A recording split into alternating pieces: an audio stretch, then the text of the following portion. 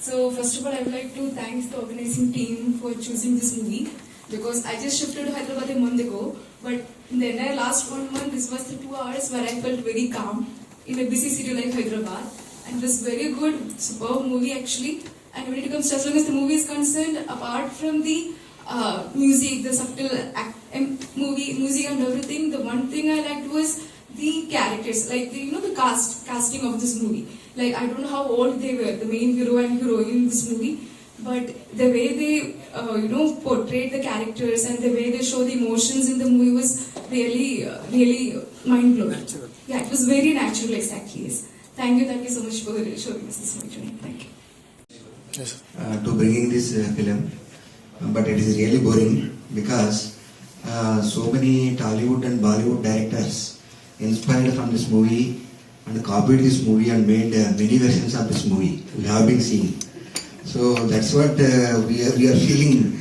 Actually, nothing is there new because so many versions came out. But one thing I can say, it was a cult movie when it was released, and it might have drawn a lot of emotions and lot of audience might have wept and cried. But so many versions came up, so nothing new in this movie. I don't want to say about the cultural background, but I like the way very softly taken movie. Though many versions might have taken the other speaker says, but still this is very good. I liked it. How elegant the love can be, and how one can really sacrifice. And actual love should be this way. We should allow someone to develop, or it's not a forcible thing, which nowadays happens in a blackmail style, love affair happens in blackmail. If you don't do this, I'll do that. So this is very thing, sacrificing and self-developing way it was. Yes, of course he knows that, but unfortunately he likes her very much, so there's nothing, that's the destiny of that person, but very nicely shown emotions, how slowly,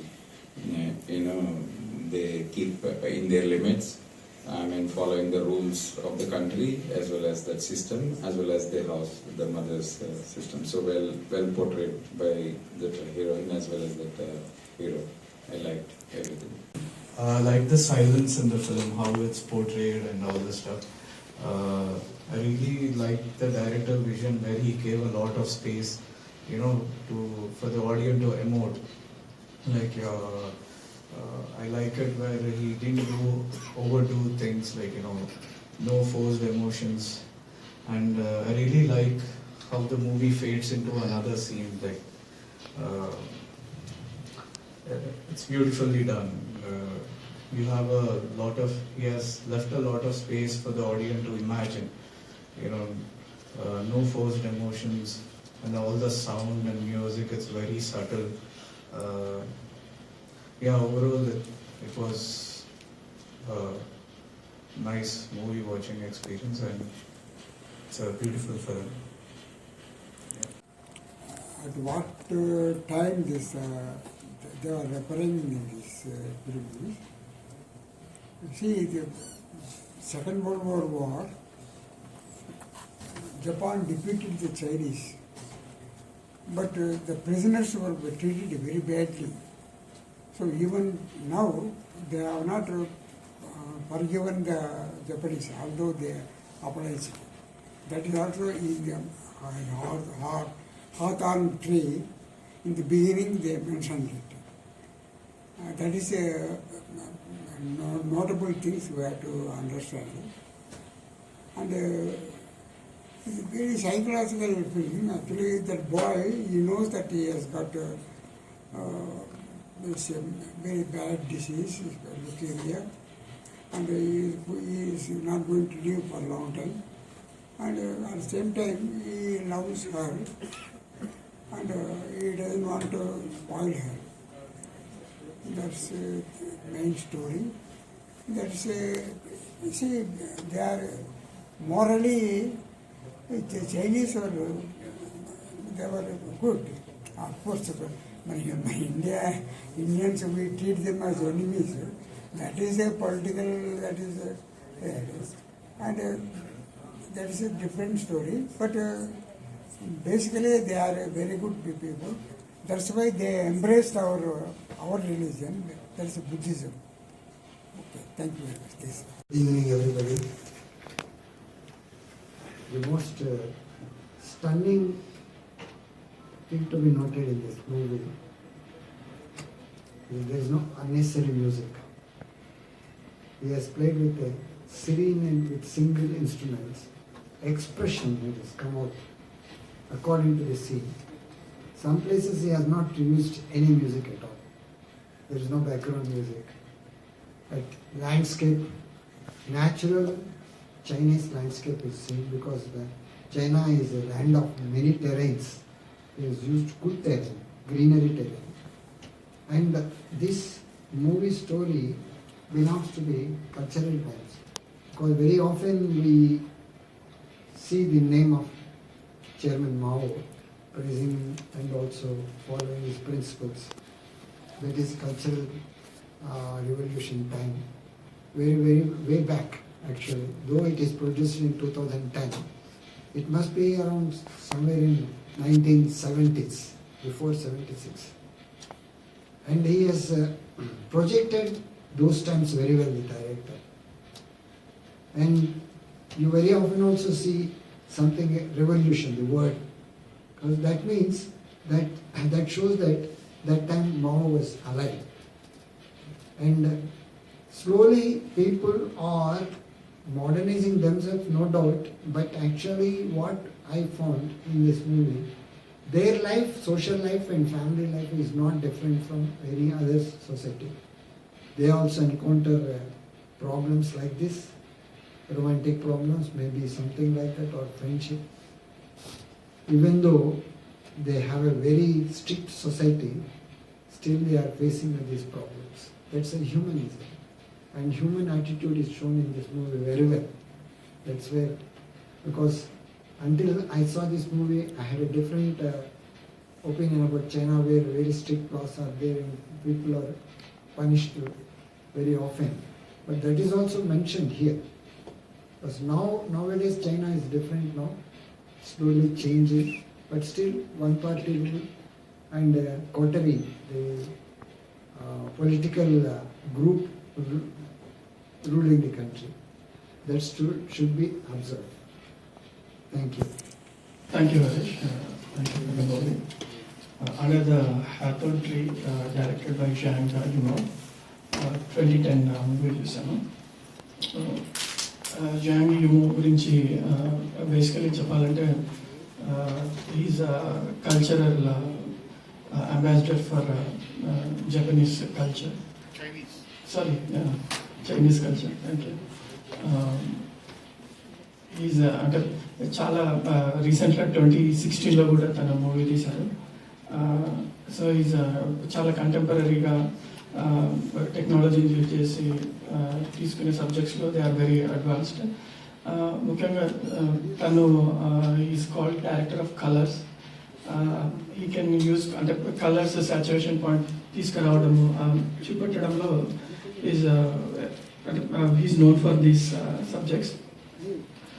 and plus musical ఇన్స్ట్రుమెంట్స్ని కూడా అంటే musical instruments native ఇన్స్ట్రుమెంట్స్ని use చేసుకునే దాంట్లో కూడా he has got a name for himself.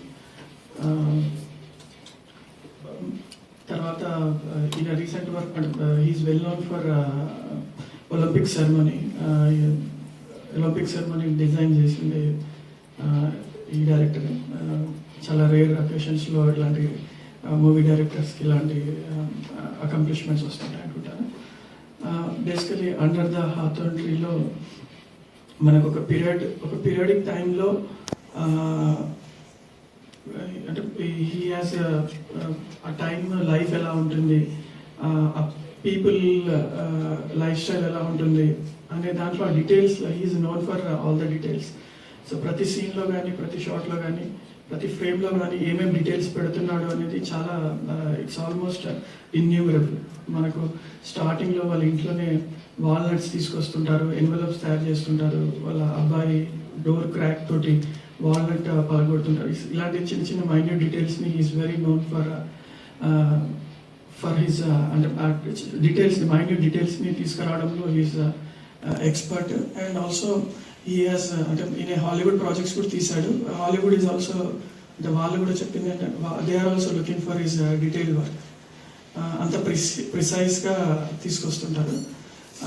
ముఖ్యంగా ఈ మూవీలో మనకి స్టార్టింగ్లోకి వెళ్ళి అంటే కల్చరల్ రెవల్యూషన్ ఆ టైంలో సిటీకి వెళ్ళి అందరు సిటీకి వస్తుంటే సిటీకి వెళ్ళి మళ్ళీ విలేజ్కి పంపించడము, డెవలప్మెంటల్ యాక్టివిటీస్ ఎలా ఉంటాయి అనేది అంటే ప్రతి ఒక్కటి ఇన్కార్పొరేట్ చేసుకోవడంలో hospitals, civil hospitals, military hospitals, common people అంటే అక్కడున్న ఇది ఒక లవ్ స్టోరీ పెట్టేసి వాళ్ళిద్దరు అంటే ఇట్స్ ట్రూ స్టోరీ అన్నారు.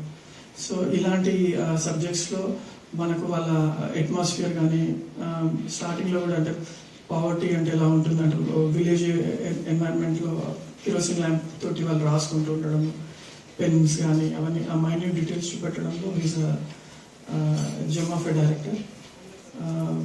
స్టోరీలో కూడా చాలా అంటే స్లో పేస్లో ఆ మ్యూజిక్ అయితే ఇట్స్ ఆల్మోస్ట్ హిప్నాటిక్గా ఉంది.